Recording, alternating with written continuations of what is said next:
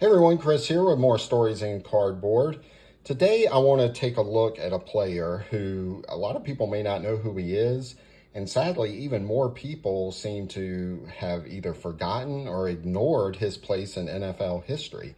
Now, some people don't even know what he's kind of known for, and it's something that I've kind of recently discovered myself, maybe in the last year or so. But that player is George Taliaferro. It's a 1950 Bowman card. Taliaferro was the first black player that was ever drafted in the NFL. He was drafted by the Chicago Bears in 1949.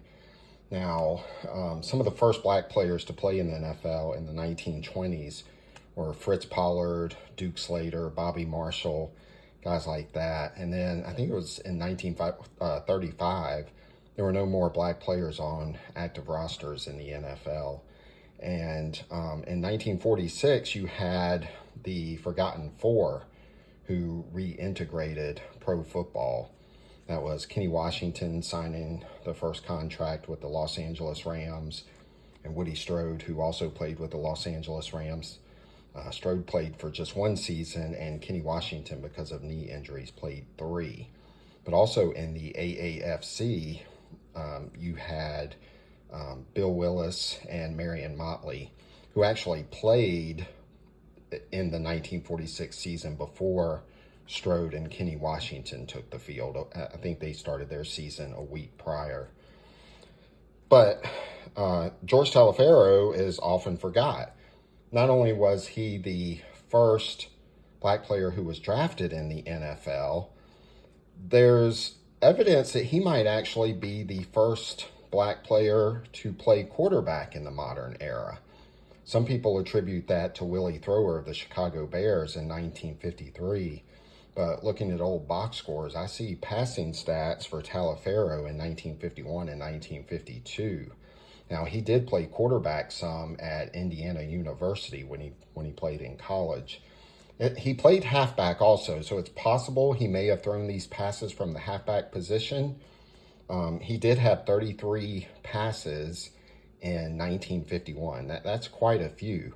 Now, even if he was not the first to actually play quarterback in the modern era, just to let you know, so Willie Thrower, I forget who they were playing, but the Bears were playing a team, and George Blanda was the quarterback, and Blanda was not having a very good day, and George Halas ended up putting Willie Thrower in there, and Thrower marched the Bears down the field, and the Bears were on the 4-yard line, and George Halas put Blanda back in, and Blanda handed the ball off to Fred Morrison, who ended up scoring the touchdown. So Willie Thrower was not able to complete that drive, which is unfortunate. Willie Thrower never did. He only played in one more game, and he did not throw any touchdowns in the NFL.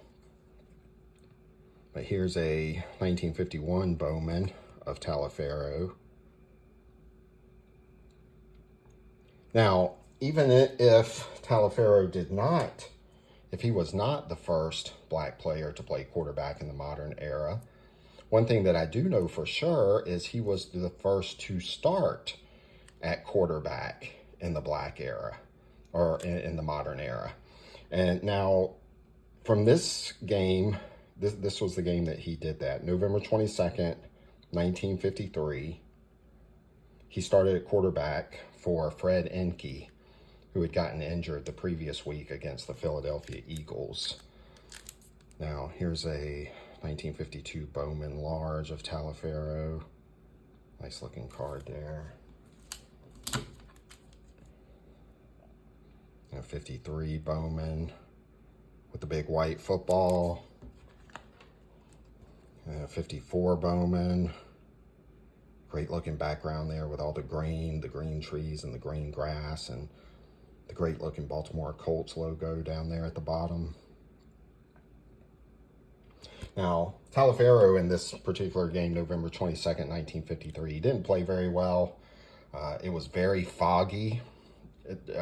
Extreme fog from the newspaper accounts. So that could have been part of it. He did not throw any touchdowns, but then the next week he threw for 2 touchdowns as he played quarterback and started at quarterback again. So I just want to show you this real quick. I think this is a really neat thing in the program here. If you look here, the probable starting lineups for the Colts, it has Taliaferro listed at quarterback. And of course, he did start at quarterback, the first black player to do that in the modern era. So I think that's really cool. I do want to give a shout out to my buddy Tom, his Souvenir programs here.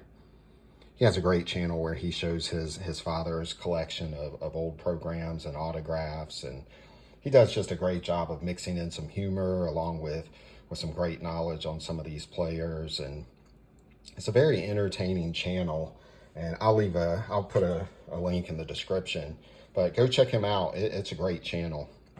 And let's remember guys like George Taliaferro. It's amazing to me that the people have not dug enough into this guy, that they're really kind of oblivious to his place in football history. And I really think that's a shame, but just a great player who had a great career and really helped reintegrate pro football. That's all I have today, and we'll see you next time.